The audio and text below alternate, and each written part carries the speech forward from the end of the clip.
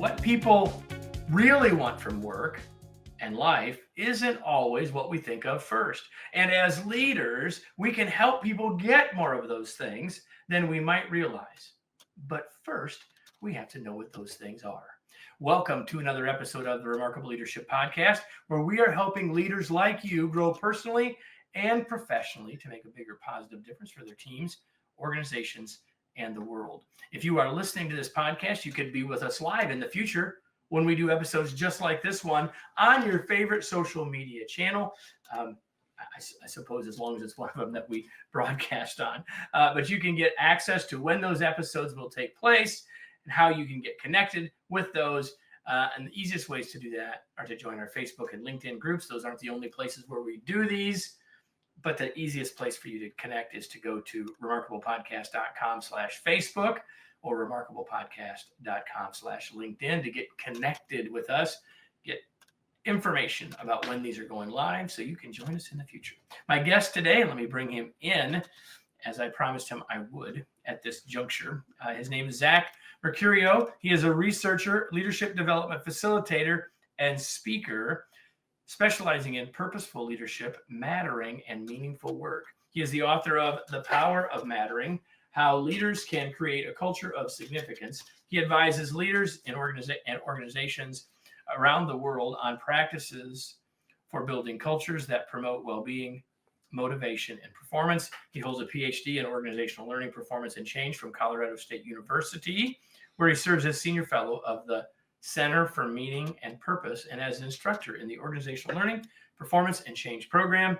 He lives in Fort Collins, not surprisingly, since he works for and teaches at Colorado State. He lives in Fort Collins, Colorado with his wife and 2 sons and their 2 adopted dogs. And so without further ado, Zach, I've been looking forward to this. Welcome. Glad you're here. Me too. Hey, Kevin. Hey, everybody for joining. Glad you're joining. I really have been looking forward to this. I told you in the preamble when we were not on live that a couple of past guests have mentioned you. In fact, you were quoted in a couple of the books. I don't have to quote you from this book because it's all you. And so we're going to dive into this book. But before we do that, the book is titled Mattering, and I'm not sure that I think we probably have some clue what we think that means. I'll ask you about that in a second. But how did that mattering become the focus of your work? It really started for me in my first research study, and we embedded ourselves with a group of cleaners, janitors at the university, many of whom work overnight shifts, often are brushed by people. It's a very difficult job, not just because of the job, but because of the feelings people get in the job. It can be invisible. And so we had embedded ourselves with them for a year and a half, and we were trying to understand what made this work meaningful. And okay, stop. What do you mean by embedded? Does that mean you became a cleaner?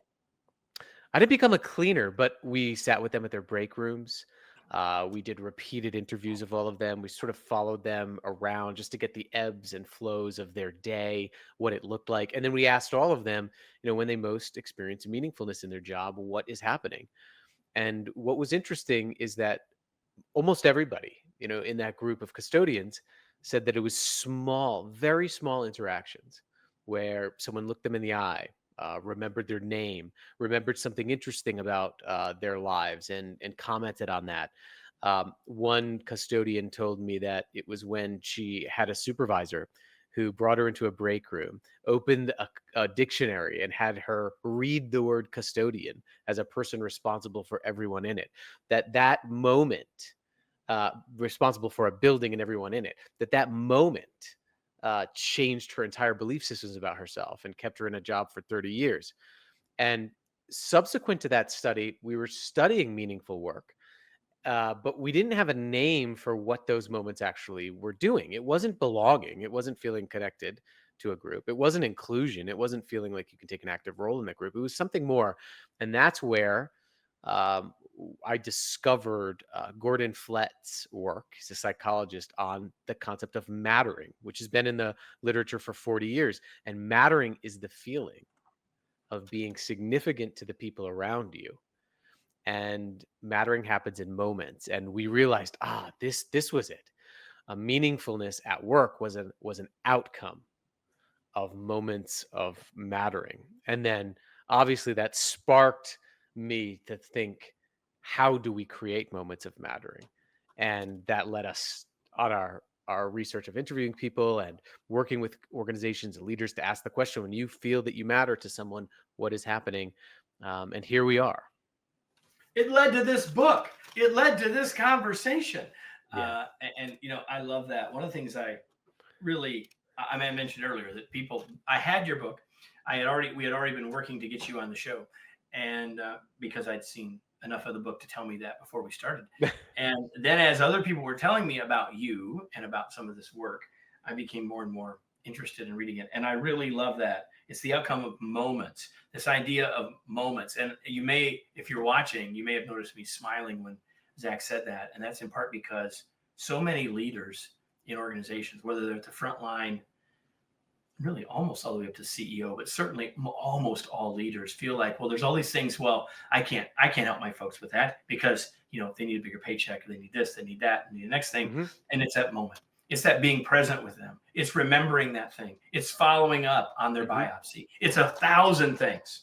Yes. And a 1,000 things accumulated over time. Culture, for example, in an organization is only as good as your everyday interactions in your organization. Well, that's actually what culture is, right? It is how we do things here right. every day, So, right? so, absolutely. so you can have these symbols of value of people, these symbols like money or perks or awards that symbolize value, but those things are inanimate. They can't actually value a human. Other humans value humans, and other humans value humans in interactions in which they feel seen, heard, valued, and needed. That's one of the reasons why I think we've gotten employee engagement wrong. We've come at it from a programmatic perspective and not an interactional perspective. No amount of assessing engagement, no well-being program, no DEI program can make up for the experience of feeling unseen, unheard, and undervalued in your everyday interactions. Yeah, the other thing we got wrong, I think, with engagement stuff, and again, the intention is all good, like no misunderstanding. Oh, absolutely. That part. But not only has it become programmatic, it's all become about something we're doing to people. Yeah. Right. Because I can't make you engaged. Like you're going to have to choose that. But the kinds of moments that we've hinted at, and we're going to continue to talk about, are the kinds of things that create that, or part of what creates that. Yeah. Like engagement is all about caring about your work, being emotionally invested, but you cannot expect someone to care if they don't first feel cared for. And I think that's what we've been doing for the last 3 decades, is we've expected people to care about their work. Why aren't they engaged? If we don't first create the conditions where they feel valued, so they have the confidence needed to add value. I have often used and my co-author and colleague Wayne Trammell have often used the phrase, like, before you got married, you got engaged. And you didn't just announce to them that we are now engaged. The other person had to say yes. And there clearly was caring there, Absolutely. let's presume, right? Or the other person would have said yes, right? So it's very true. The book is framed around a framework, a framework with 3 parts. And I want you to dive into the 3 parts, of course. But first, sort of, how did you come to this? How has your research led you to these 3, at least on the surface, relatively simple things, right? There's a lot underneath that we won't even have time to unpack all of. But on the surface, these are not difficult. So how did you come to this place? And then we'll talk about the 3 a little bit. Yeah, first we asked people. We did interviews with people. We asked, when you most feel that you matter to a leader in your job, what are they doing? And this is an interesting moment to stop for everybody listening. When you most feel that you matter in work to someone else, what are they doing? But then we started asking, what are the skills that they used? So we also assessed people on their experiences of meaningfulness, mattering, and then assessed them on almost 90 different behaviors that their leaders did. And what we have found repeatedly is that moments of mattering, the architecture of a moment of mattering, is when people feel seen and heard. So when people truly see us and they truly hear us and hear our unique voice, that's called noticing. Noticing is very different than knowing somebody. I could know you, say you were best friends. I could know you as my best friend, but not notice that you're suffering. I can know my team members, but not notice someone has a little less energy than they used to on a project or is feeling a little left out of discussions. Um, and then that's seeing people and then hearing them. Well, can I just ask Yeah, yeah, though, yeah. Please. the converse of that though, right? Because oftentimes that's sort of a conversation with leaders, especially new leaders or frontline leaders. Well, you said someone could be my best friend and I might not notice. Yeah. It's also true though that you don't have to be a friend to notice. Like Absolutely. the No, converse no, is not true, and I was confident you would agree with that, but I wanted to state that because so absolutely. often what you said is 100% correct, but from a leadership perspective, I didn't want people losing that. Say, well, I'm not trying to be friends with my people.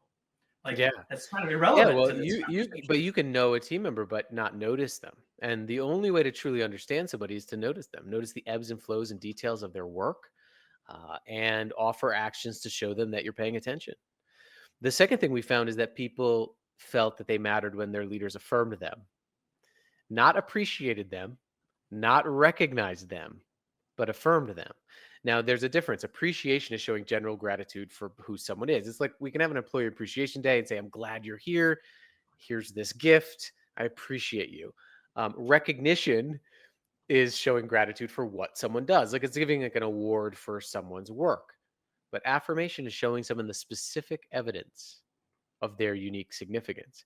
It's revealing what's unique about them, their unique gifts, and then showing them how those unique gifts make a unique difference. The Latin root of the word affirm is affirmare, and it means literally to firm up or make stronger. And I love that because when we affirm somebody, we're giving them the evidence of their significance, which helps strengthen the belief that they're significant.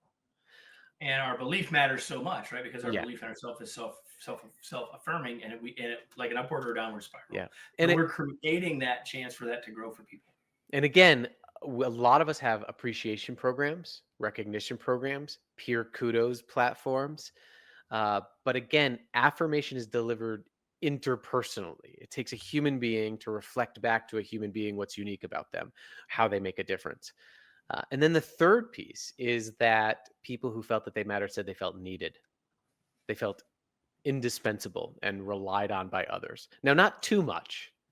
I'm not talking about codependence where someone makes you feel guilty in a relationship. I'm talking about feeling that your talents, your wisdom, your gifts, your job is not disposable, that it's needed for some bigger outcome. One of the things that our people said to us is that their leaders who made them feel like they matter say some version or express some version of these 5 words. If it wasn't for you, right? If it wasn't for you, this wouldn't be possible. Because as humans, we're biologically, psychologically, sociologically wired to be interdependent. And interdependent means we need each other. And it's baked into what it means to matter. Now, this is especially important right now where so many people feel replaceable. So many people feel like cogs in someone else's machine. And we can't be surprised that when people feel replaceable, that they will start acting replaceable. Right. And allow themselves to be replaced. I'm struck again by this. If it wasn't for you, and I'm thinking about, I'm not. Well, I'm going to say something, and you can respond. Yeah. What I'm about to say isn't meant to be techniquey, because I know that you're not meaning it as techniquey. But what I am suggesting to you all as you're listening here, and you're thinking about your next one-on-one, the next chance for you to give feedback, if you'd use some version of those 5 words when you're giving feedback, or you're using that sentiment when you're giving feedback, it's going to make a huge difference. Yes? Yeah. Can I give you a quick example that happened a couple weeks Please. ago? There was a group of educators that I was working with. There's an elementary school educators. This applies into the work context in a bit. But these educators, one teacher had like very low truancy, which is like unexplained absences. She was really good at addressing student absences, and everybody in the organization was in awe of her and wanted to learn from her. And so we just asked her what she did. How do you get everyone to come to class What are you every doing? day? I mean, right? We always have that outlier. Oh, she's just so good at that. She told me that whenever someone's absent, whenever a student is absent, she does not ask them why they were absent.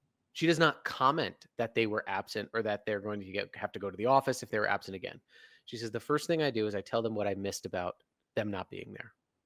She said, when someone's absent, I'll say, "Hey, I noticed that you weren't in line for lunch and your friends weren't smiling and laughing at your jokes. It wasn't as lively without you here."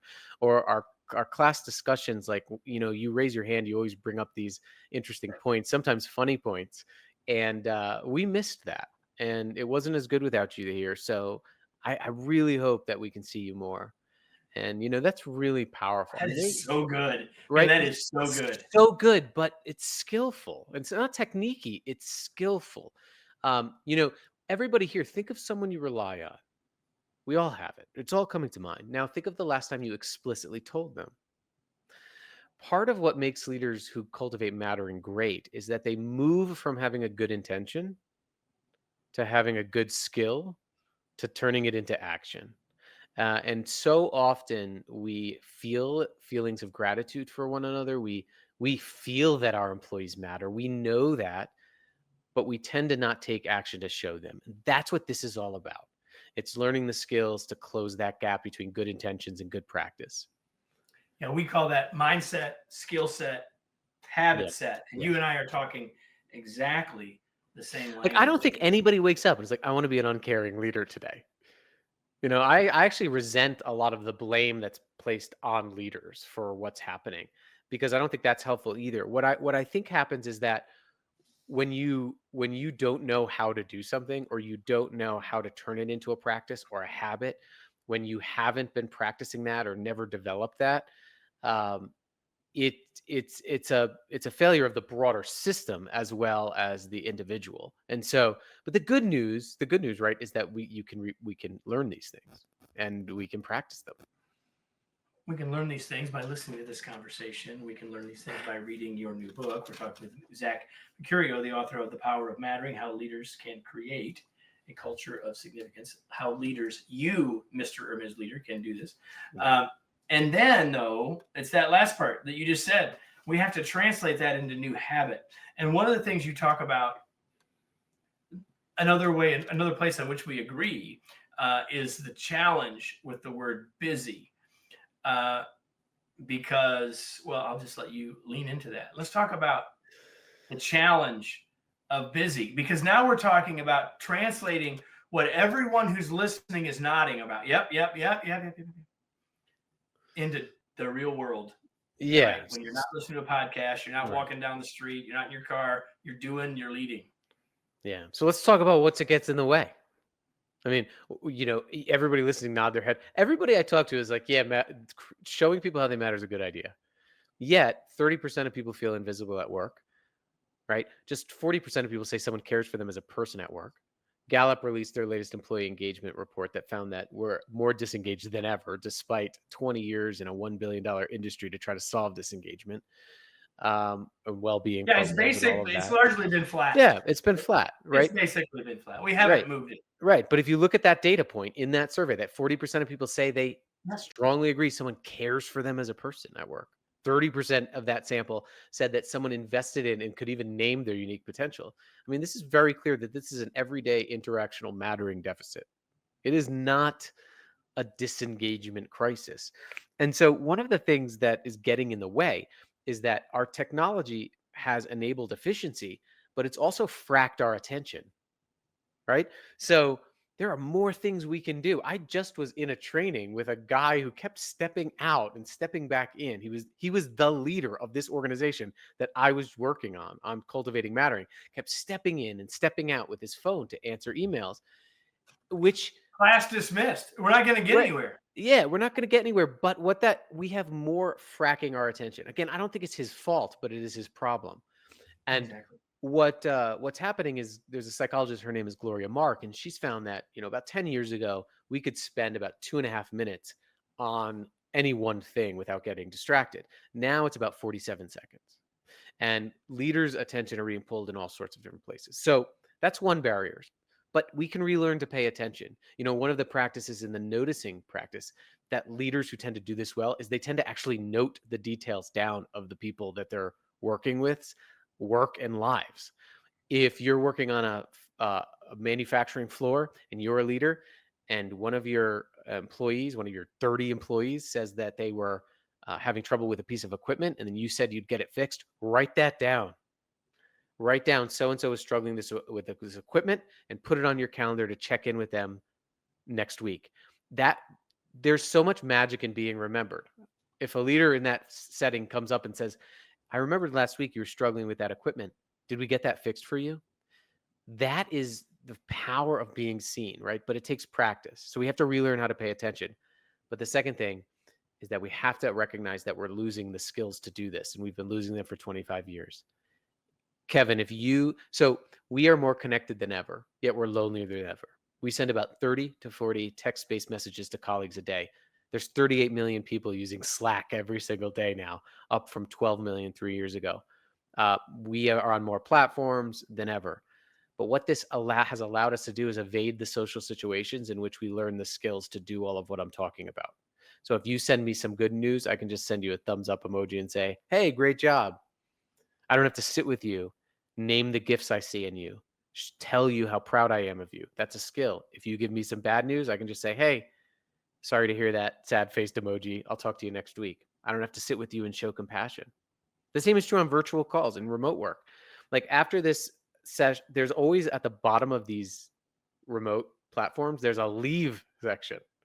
Like you can leave. So if you're frustrated in this meeting, when that meeting time's up, bye. I can leave and not talk to you till next week. That's not normal human behavior, right? To not have to interact and seek understanding. So the less we're using these skills, the less proficient we've gotten at them. And so if people can understand that our attention is getting in the way, our sense of hurrying around is getting in the way, and that we're losing these skills, I think that awareness is a baseline to move forward. That these are not soft. These are not, it's just not the simple, like extra things you do. These are skills we need to relearn as humans and as leaders. So other than we really ought to wanna, how do we give us a couple of tangible ideas about, Yeah. pick one of the parts of the framework. What You are know, some tangible I'm things? actually going to go You've given us beyond the some already, framework. obviously. I'm going to go Give beyond us the a couple. framework. I'm going to go beyond the framework and give you the best question I think you can ask people. And this has come out of work with leaders. In fact, with a group of leaders who was working on a very complex transformation project. And we had the leaders go and ask this question, and it was absolutely transformative. I mean, it's transformed my life and how I interact with my own relationships. But the question is, when you feel that you matter to me, what am I doing? When you feel that you matter to me, what am I doing? And write those things down and take note and truly listen to what your people have to say. And those are the things that you should be spending most of your time doing. That's the first thing I would do is start ask everybody that question. That'll give you more data than any engagement assessment, any organizational climate assessment. When you feel that you matter to me, what am I doing? I was in an interview with a writer who was interviewing me for a story, and I brought this up. And she went on and she asked her 13-year-old daughter that question after we had this conversation. And it was pretty emotional because her 13-year-old daughter said, it's when we're just in the car going to school, listening to my favorite music, and we're not even talking, but we're just with each other. Now, she had thought that moment, that was just a transaction. It was just a chore she had to do. But that moment, she got that data that moment was actually the time when her daughter most felt that she mattered to her. And she had overlooked that for so long. So I would start there. I love that. I want to loop back to something for all of you listening that I already hinted at, and that is that you don't have to have signing authority. You don't have to have a budget. You don't have to be anything. You don't even have to have position to ask that question. To do really all of the things that we've talked about today don't require you to have some sort of to be given some empowerment to do something, because all the things are choices that you can make in the moment, and as you make them, and as you said, moments put on top of moments, put on top of moments. Kevin, that is important because when you think of what makes your leaders great, when you think of a leader that's truly influenced you, you're not thinking about big actions. You're thinking about how they showed up in small interactions. You may not have positional power in your organization. You always have interactional power. You can always choose how you show up in your next interaction. And I just want to underscore what you said. You don't need your organization's approval or permission to notice, affirm, and show the next person you interact with how they're needed. And oh, by the way, even if you asked for it, they would give it to you, right? Absolutely. Because like no one's going to disagree with that. But sometimes what happens is we become who we don't want to become. We become the leader who's not doing it for us. A lot of people ask me, "Hey Zach, what do I do if my leader's not doing these things for me?" And I always ask, "Do you do it for them?" Mattering is non-directional. Culture is non-directional. Have you checked in on how your leader is doing? Have you thanked your leader and shown them meaningful gratitude for the work that they did or what they enabled you to do? Have you reminded your leader how they're needed and how they enable your projects? We also can't expect people to do things for us that we're not bringing to the relationship as well. 100%. And another word that we talk about a lot, engagement, of course, is one of those words. Another word we talk about a lot these days is trust. And everybody that Zach's talking about, that we're talking about, is going to help build trust. Because I always say, Zach, that trust is a noun and a verb. And the more of the verb we do, the more of the noun we get. And that's fundamentally what you just said. Like if that person's not doing it for you, what are you waiting? What are you waiting on? Go first. Absolutely. That's a great point. Great leaders tend to go first. And what you're talking about is trust is critical. I mean, going back to that noticing practice, noticing people is all about understanding them. I mean, you can't care for something you don't understand, whether it's a houseplant, a pet, a car, or a person. Seriously, if you don't understand it, you can't care for it. Like if it's a houseplant, I'm looking at one now. You need to know what kind of light it needs, how much water it needs. The same is true with people. It's easy to overwatering it. Am I underwatering it? It's easy to care about people from a distance. It's easy to put on your website, your people are your greatest asset. It takes getting up close to care for people. And so there's a big difference in caring about somebody and caring for people. To underscore your trust comment, I got to speak with the top 200 leaders in the U.S. Army a couple of years ago. And there was one guy who came up after, and he was one of the people responsible for the interpersonal relationship section of a curriculum for special forces officers. Some of the most elite, high pressure units, work units probably in the world. And he says, this gave me language for something. He said, because a lot of people think a lot of people think the key ingredient of a lethal unit right behind enemy lines is toughness. But he said, it's not, it's love. He said, no one is going to sacrifice for me if I don't know their kids' names. No one is going to go above and beyond for me if I haven't gone above and beyond for them. No one is going to support their peers if I haven't demonstrated support for them. I mean, that's the key ingredient. And what he's talking about is that the underlying predictor of trust. In fact, researchers find that without care, trust is nearly impossible. It doesn't matter how competent you are at your job. It doesn't matter how consistent you are at your job.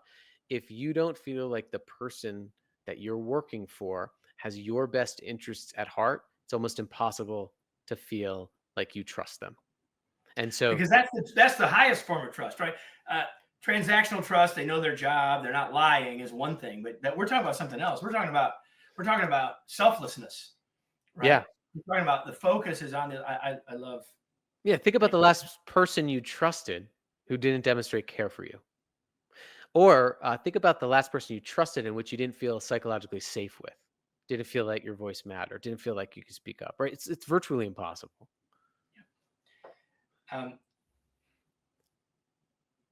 There's a bunch of stuff I want to talk about, but I don't want to. I think where we've gone is exactly where I wanted us to go.